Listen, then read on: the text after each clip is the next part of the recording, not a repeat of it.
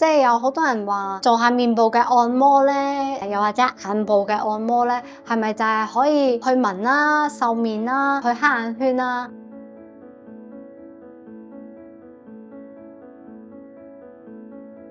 成日都要去搓塊面啊、捽塊面嘅時候咧，其實係會有機會，你會導致到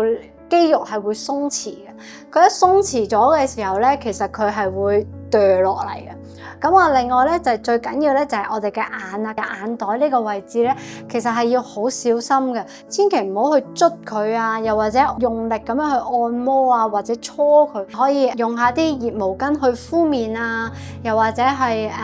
敷下一啲冰凍嘅一啲 mask 啊，例如我會用嘅 mask 咧就係呢個嘅蘆薈 gel， 即係曬後護理，冇任何添加嘅天然蘆薈雪凍咗佢啦，跟住之後可以敷下塊面都得嘅。咁啊，但係就千祈咧就唔好做得太多。